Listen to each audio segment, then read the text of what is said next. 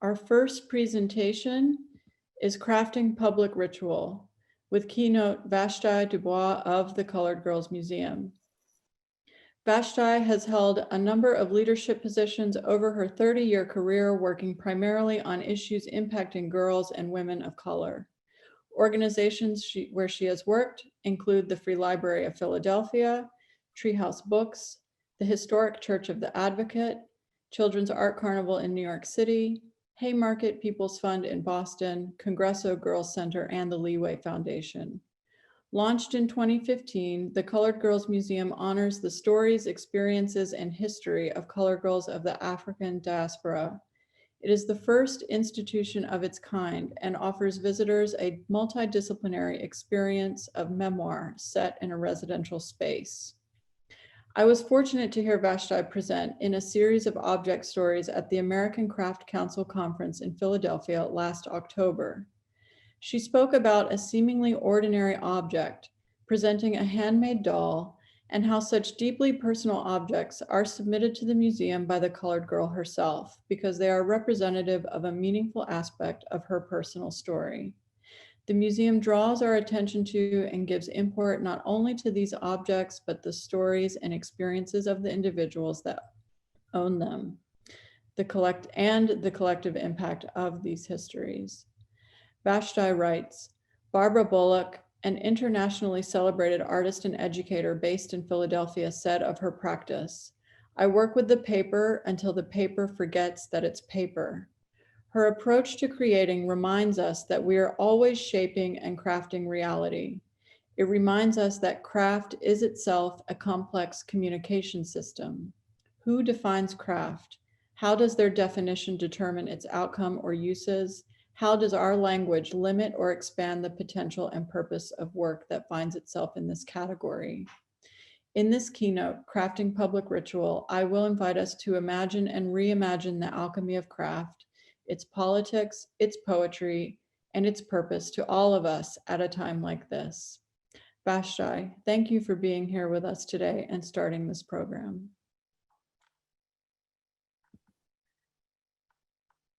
Good afternoon. Good afternoon, friends. So a video is running, which has no sound, so don't be distracted by that. I want to thank everyone from the Craft Symposium Council for this invitation this afternoon. And I want to be completely honest that given the collective and world challenges of this week, combined with the personal challenges in my own familial life, not unrelated to the things that are going on in the world, it is significant that I am here today at all. So I decided to sort of give us a context for how I want you to think about how I will talk about the work of the Colored Girls Museum and how it is that we express this idea of what it means to craft public ritual. So I want to read something from Sonia Renee Taylor. I urge you, if you have an opportunity to get her book, to check out her website and to dig more deeply into what she's talking about, as I think it has great relevance for all of us at a time like this. Some of us may be in this space today, celebrating the recent outcome of this election. And while let me just read this intro. So take a minute and just sit with this for a minute, because this is opening this day of our discussions of craft. And it may seem unrelated to you, but I promise you that it is not. The body is not an apology. Began as a conversation between two friends. Nastasia feared she had an unintended pregnancy.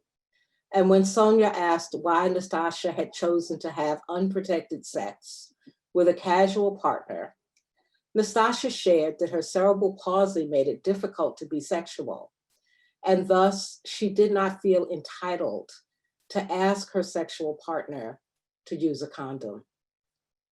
Sonia's response was swift. Your body is not an apology. You do not use it to say, sorry for my disability. Sonia and Natasha created what Sonia refers to as a transformational portal by presencing 3 critical elements: radical honesty, radical vulnerability, and radical empathy. It was from this powerful act that the body is not an apology was born.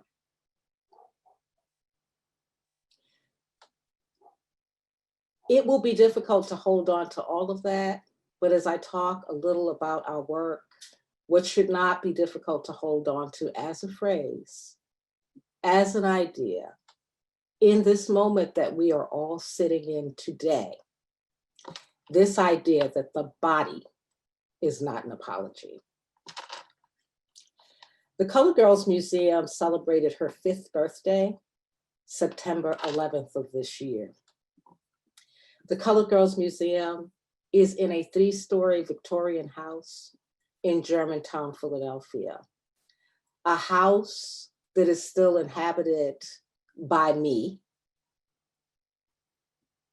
There are 7 rooms in this 3-story Victorian.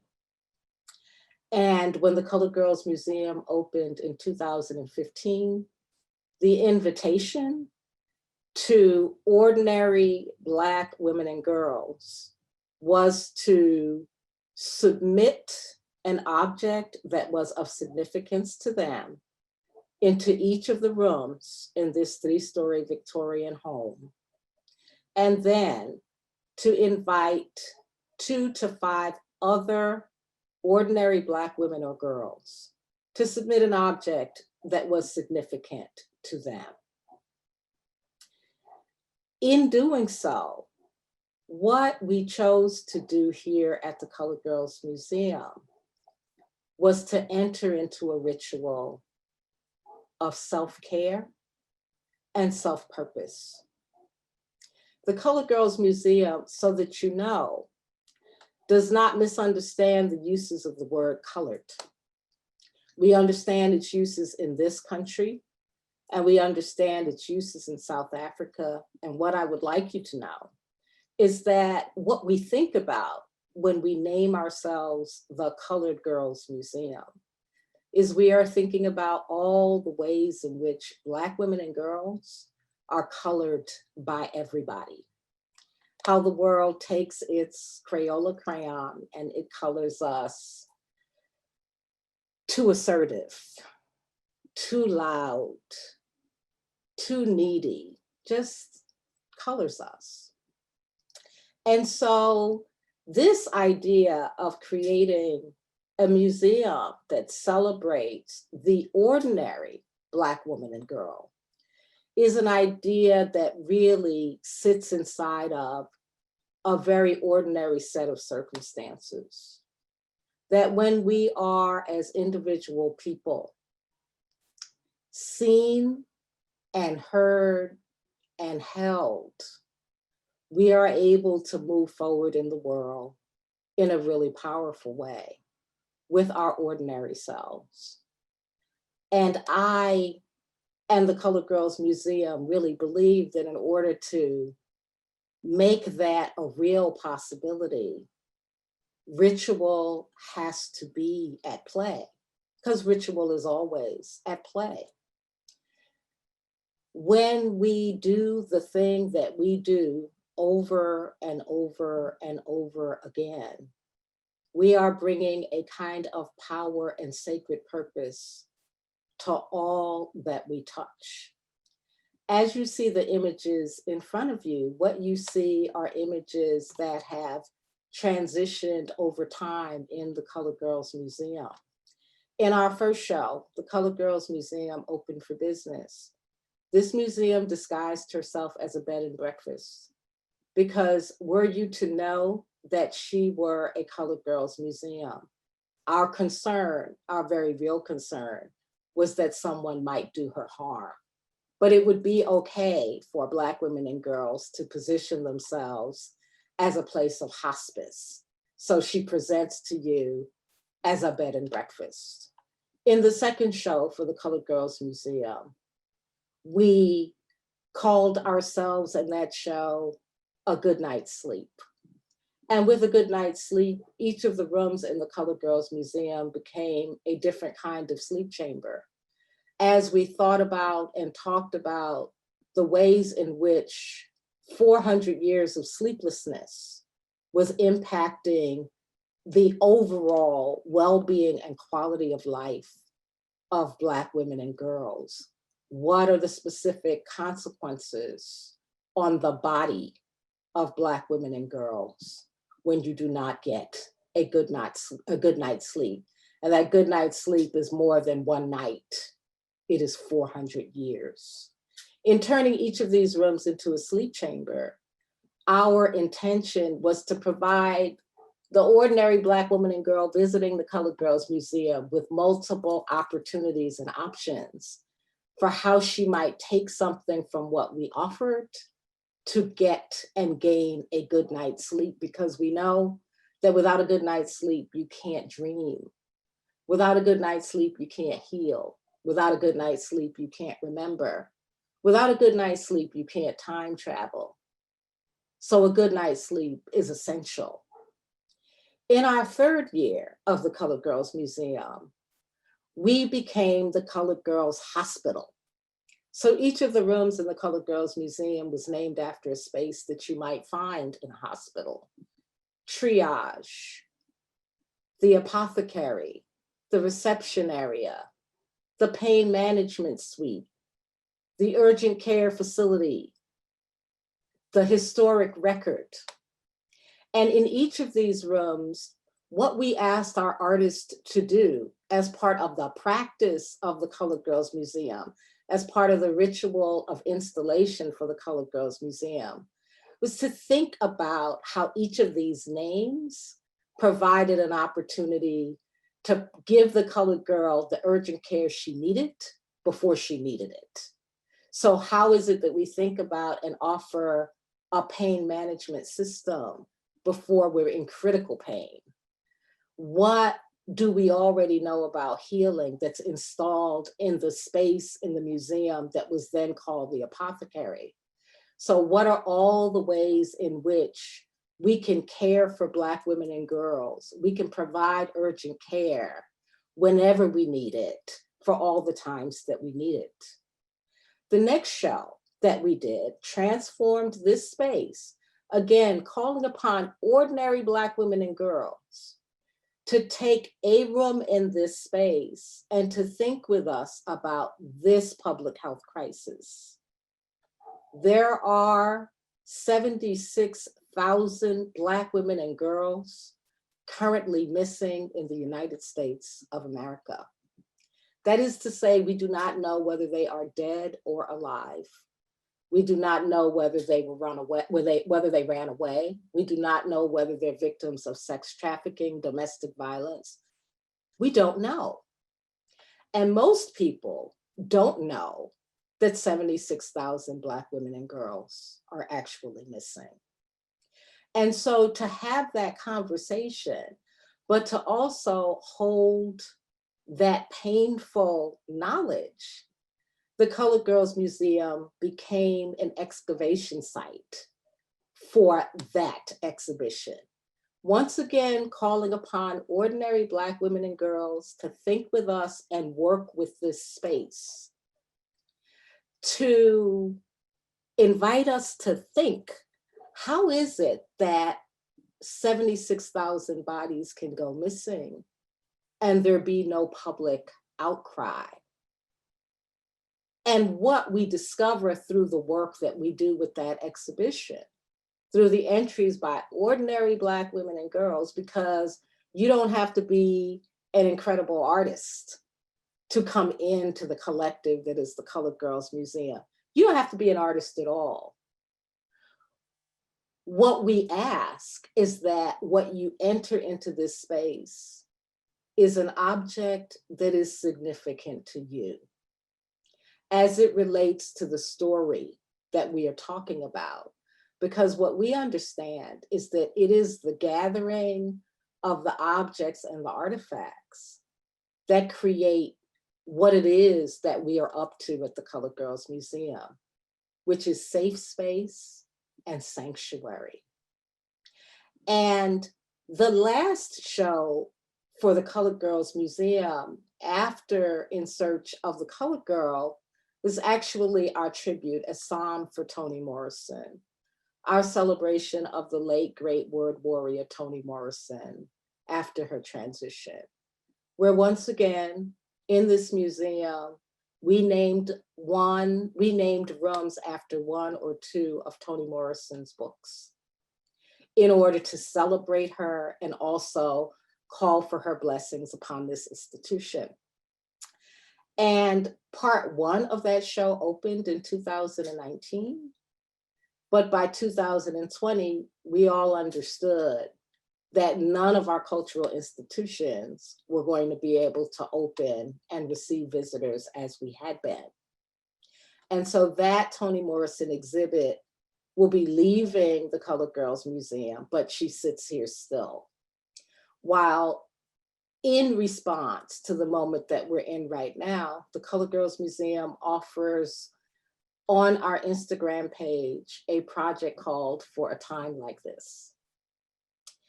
A time like this, once again, invites ordinary colored girls to invite other Black women and girls that they know to submit an object that has been significant to them during this time, during these triple pandemics. The pandemic that brought us this virus, the pandemic that brings us anti-Blackness, and the pandemic that brings us all kinds of economic hell. And if you look at that Instagram page, what you will notice is the gathering of all of these ordinary objects submitted by ordinary Black women and girls, and how in looking at them, we get to remember the power of the ordinary things in our lives and how they care for us.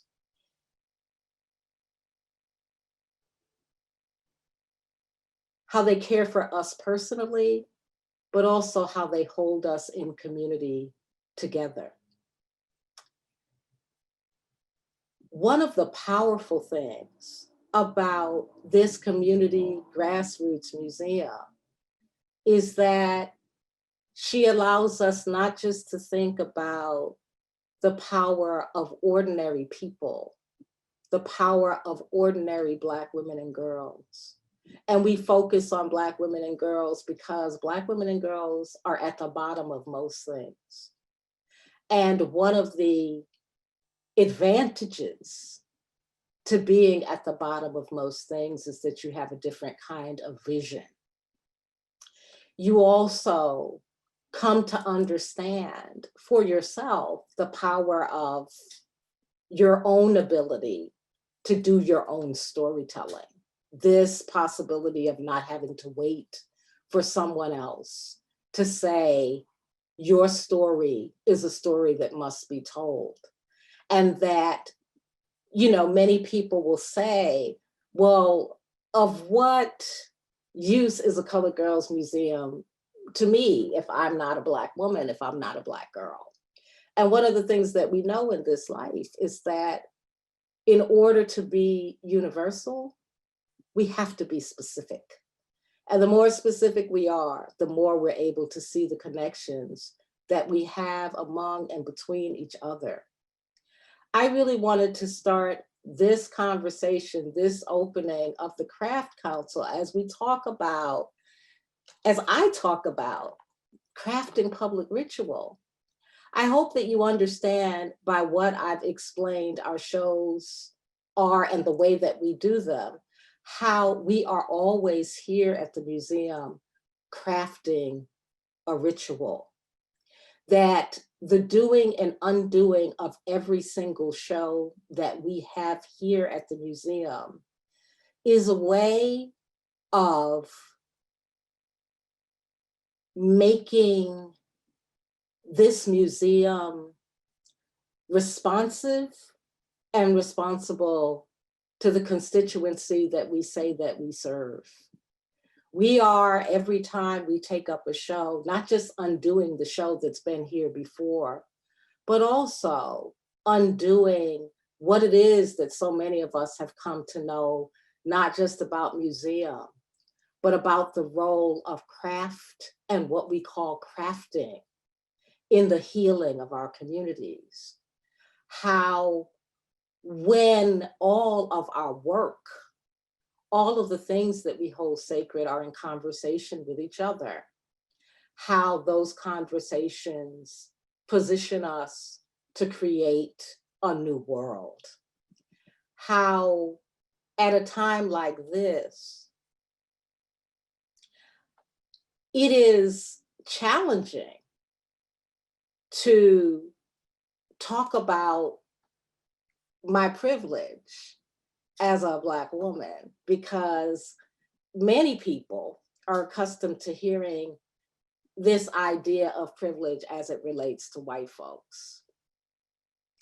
But I submit to all of you today, because many of us who are on this particular Zoom call would consider that we are creatives, that we are progressives, and that we want nothing more than to have a just and equitable world.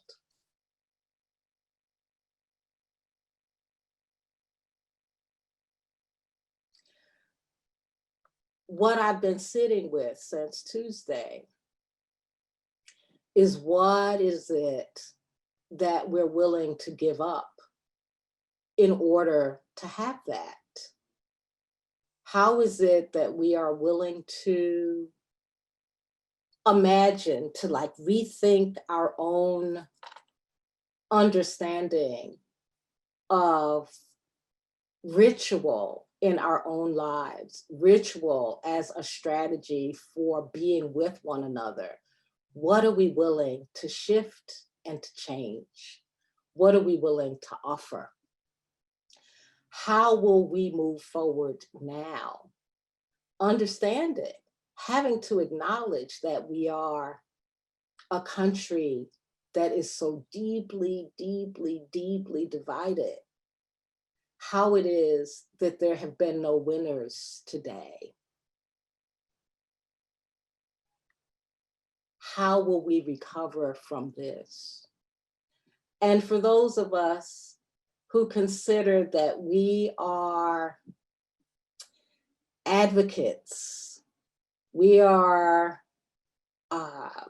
cultural ambassadors, we are facilitators, we are healers, what are we thinking about today? How will our ritual change today? Our personal and our collective rituals. What will we offer into this conversation that has been raised? Or will we assume that we won something?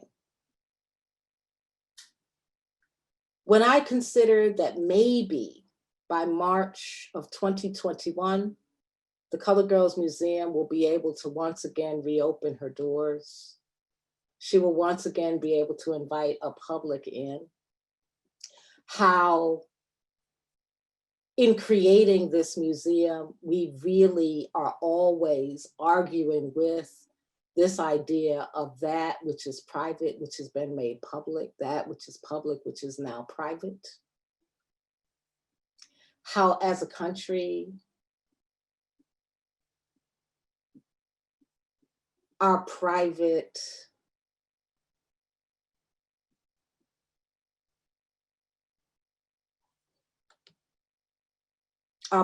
shame now belongs to all of us, to the world, really,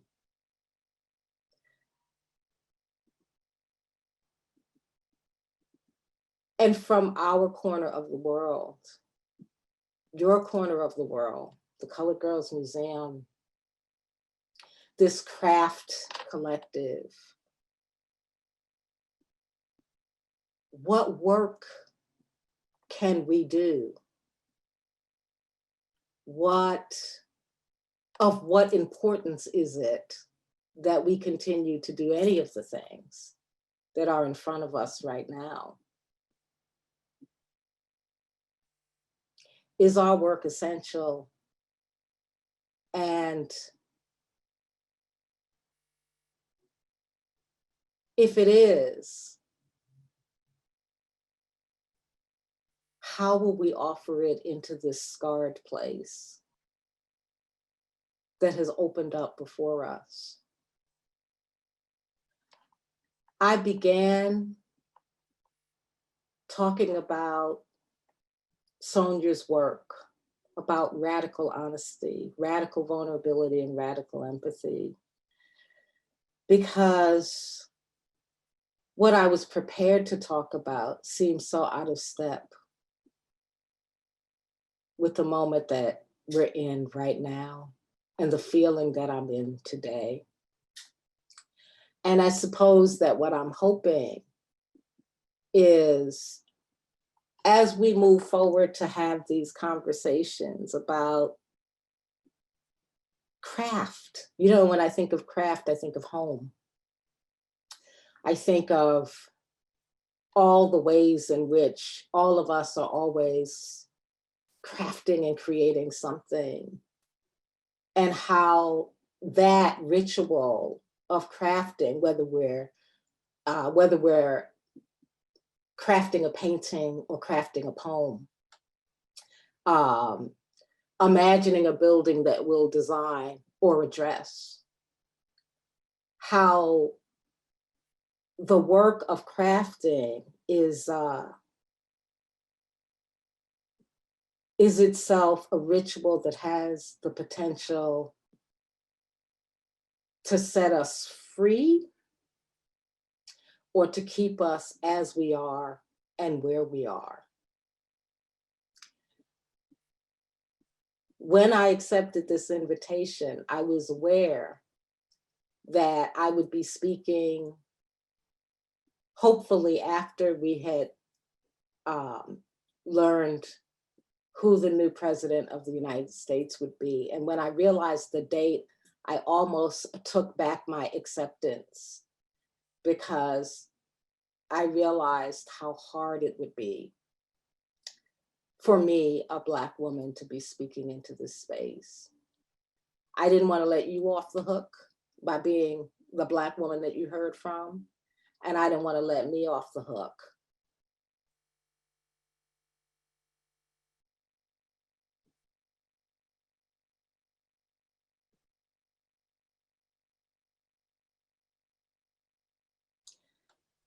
The Colored Girls Museum is a public ritual for the protection, praise, and grace of the ordinary colored girl. She became that because we felt strongly that it was not enough to call for the protection, praise, and grace of ordinary Black women and girls. We felt strongly that we would have to create a ritual that we would continue to pour into over time so that she could have that protection, praise, and grace. And we will still be a public ritual for her protection, praise, and grace. But what we will hold now is the protection, praise, and grace of the world community that she occupies. Because the truth is, she cannot have her protection, praise, and grace if we do not all have protection, praise, and grace. This is not the talk I planned or the one that you intended, but I think that it's the one that is necessary right now. Thank you. Thank you, Vashti. We did speak this summer about how uncertain this week would be for all of us, and I sincerely thank you for being here with us today and sharing the story and importance of the Colored Girls Museum and the work that it does here in Philadelphia and what it means to be innovative in what you are doing. I wondered if I might start with a question and also invite anyone that has questions for Vashti to please put them in the chat. Elizabeth and I are going to share them with her for the next few minutes. I wondered if you might share with us, if you have a memory on the top of your head, maybe a specific object and how an interaction with a handmade object in the Colored Girls Museum led to what you were talking about in terms of its story and its presentation in the museum was transformative and healing.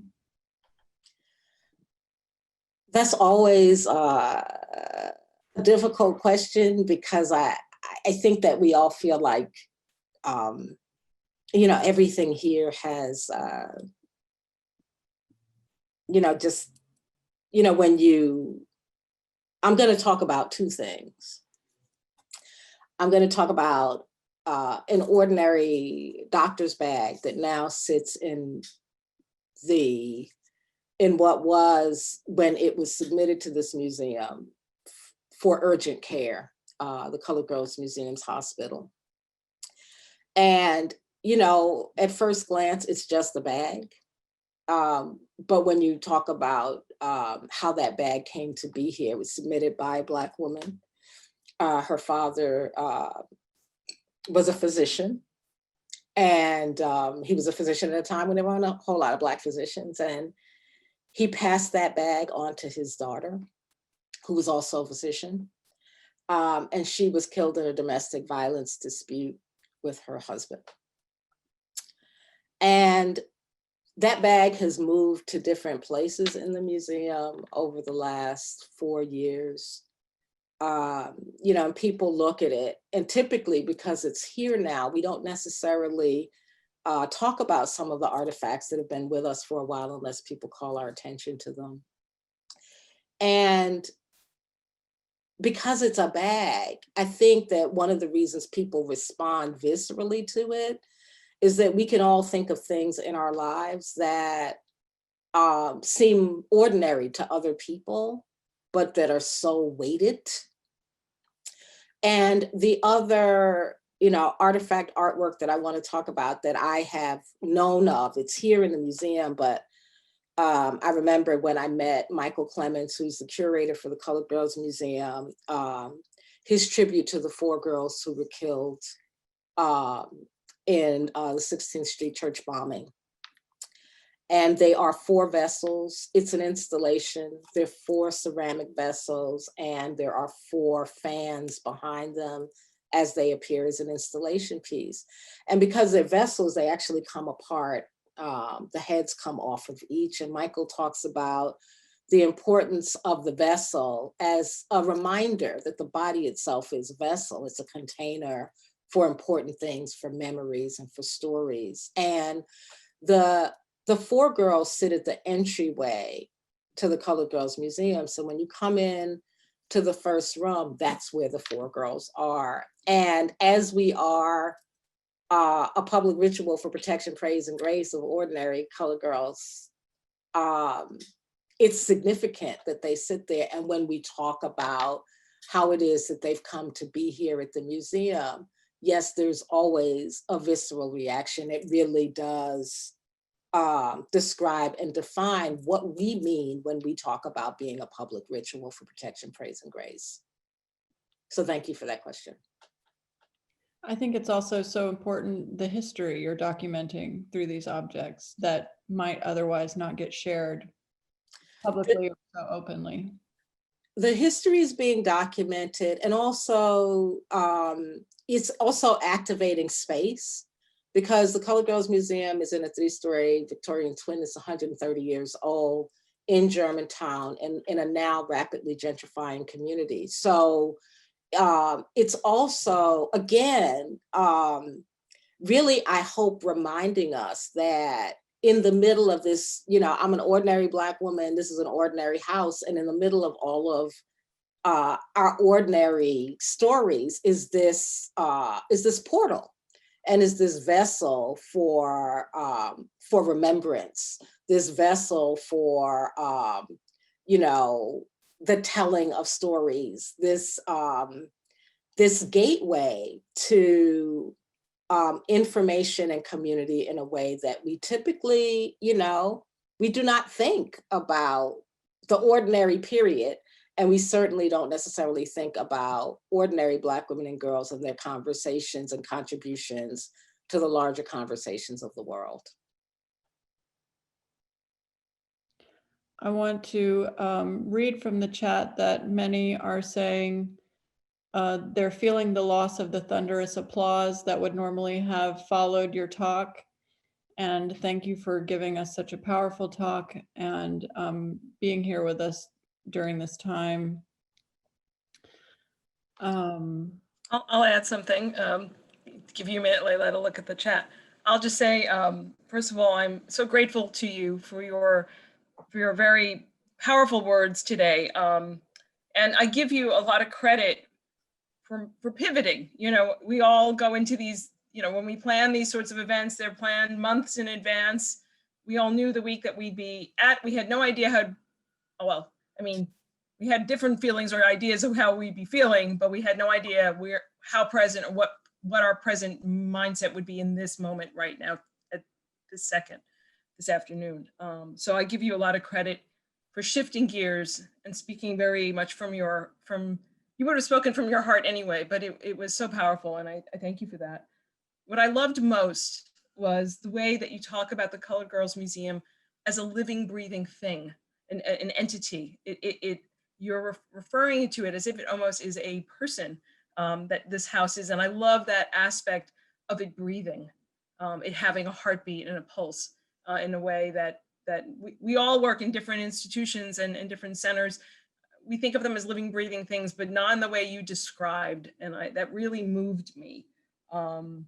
And I love also the fact that you think of craft, you know, that when you think of craft, you think of the home, and that relates also to the Colored Girls Museum, because it is your home and a home for the radical empathy and the things that you are sharing about what this project, what your museum is about. And so thank you for that. Thank you. I have a question that is asking, what becomes of the objects after the show they are in is over? Is there an archive that you're keeping? The Colored Girls Museum keeps an ever-growing archive. This year, we were finally able to create the first catalog. And in this year, we'll go backtrack and we'll create a catalog of all of them. We archive everything. There'll be a digital archive as well. And and also right now, the Colored Girls Museum is preparing to work in augmented reality and virtual reality, which also allows us to think about how we're archiving in that realm as well. This is my own question. Do you know if the work you are doing has inspired similar institutions to pop up in other communities or cities? Well, we don't know that. We certainly know that the work of the Colored Girls Museum has inspired outposts in different kinds of ways, not necessarily work like this. I think that what we're hoping, you know, is that, you know, ordinary people also just begin to pay attention to like what it is that we require for our communities to feel connected and whole. Like imagine if every community had its own community museum, like what kind of, what kind of development that would be in a community, what kind of connector that would be in a community, and how relevant, you know, how important it is to have your own story be made significant, not by somebody else, but by you. So the Colored Girls Museum itself is designed to pop up in other spaces, and we've done that, and we will continue to do that. We create temporary outposts. We don't bring our work with us, but we work with who, you know, if we're going into a space, our intention is always to know that there's stories there already. There's absolutely no need to bring what we have, because what we're interested in is being a platform for other stories. I have a question from Betty Scarpino, who's a very well-known wood turner, and she asks, could you speak to the idea of the exposure of vulnerabilities? Is it a feeling of liberation, fear? Could you elaborate? You know, I mean, I can answer that. You know, personally, people often, you know, upon learning that the Colored Girls Museum is in my home, they go, oh my God, like that's so personal. And when you know, something really different happens that I think we can all relate to when you choose to make yourself vulnerable versus, you know, when you have no privacy. Right. So it was our collective decision to open up the doors of a private space and make it public. And in so doing, in that way, it also, you know, it creates an interesting sort of dialogue between that which is public and private. So, I mean, I feel like it provides an opportunity to enter into a more authentic conversation. Vulnerability is like it's a step in the process, but it's not the place that you end up at. But I do think that in order to have, you know, really deep and interesting conversations, you have to be willing to be vulnerable. Or there isn't, you know, there just isn't really any place that you can go. Two questions about ordinary. One is, do you think there is an ordinary, or is that just the way all the details and things that make each person special become papered over? Is your work about peeling back that paper to show how the ordinary is special? So let's start with that question, then I'll ask the second ordinary. So I often have this conversation, you know, with one of the folks in leadership of the Colored Girls Museum about, you know, because I always say I'm ordinary. And he says, you're not ordinary. And I believe that I am. The issue is that, you know, I say when you really put your attention on that which is ordinary, when you put your attention on it, you begin to see its extraordinary qualities. But you have to pay attention. Like this is where, you know, this is where ritual and the creation of sacred space comes in, right? Because the thing becomes sacred because of a kind of attention that you're willing to put there. Ordinary people have the most interesting lives if you bother to ask them, but mostly that's not what we do. So I hope that answers that question. Okay. You know, the ordinary is always extraordinary when you look at it, but mostly we're not looking. That's true. Okay, part two, the second ordinary question from a different artist. They want to ask about your use of the vocabulary ordinary. Is there something that ordinary Black girls and women can bring to storytelling that maybe career artists can't or don't? Can you speak to the inclusivity of that decision? So,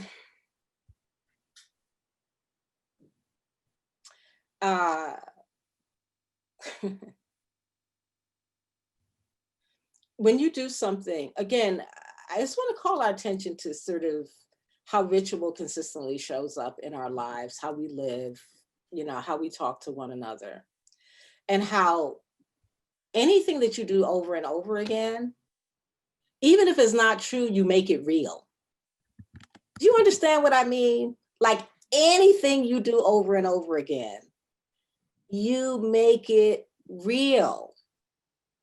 So if, for example, we live in a world that's like celebrity driven, like only certain people are smart enough to write these books. Hell, ordinary people can't start no museum.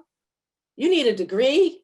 You know, you need, you know, how do you know how to curate? The truth of the matter is everybody knows how to curate. We're all always curating different parts of our lives. Here at the Colored Girls Museum, we say we put the cure back in curation. Because when you really think about what curation should be doing, it should be taking care of something. It should be a conversation that aligns you know, art and artifact in such a way that we're like, wow, I didn't hear that before. So when we talk about ordinary, what I hope, I suppose, is that we pay attention to the things that we learn to ignore. Like when you talk about career artists, right? Again, we're enrolled in whatever it is that we're doing, and we do that thing over and over again, and don't necessarily stop to imagine what it would be like if somebody else were doing that thing, like how they might do that thing differently. Somebody, you know, I was reading something about Simone Lee, like that. Simone Lee has blown up, has she not? But if you look at the history of if you look at her trajectory, people were not paying attention to that sister at all. They considered that she was like a crafty girl and not doing anything that people were particularly interested in.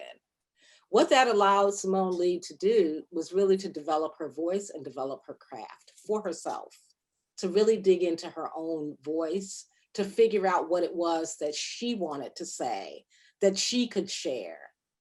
And the rest of the world caught up to her. But she was like doing her work, learning her craft, filling the void for herself. And I think, you know, so often when you become a career anything, those kinds of questions begin to move away from you because you're creating sometimes for different reasons. I think that's such an interesting point to end on. There have been so many interesting questions and comments in the chat, Vashti. I hope you'll spend a minute looking at them and responding and continuing the conversation. And on behalf of everyone here, thank you again for leading this symposium today as our keynote. Thank you. Thank you for the invitation. I'll be here, but my camera will be off. Well, and someday soon we'll join one another again in real life. Real time. Yeah.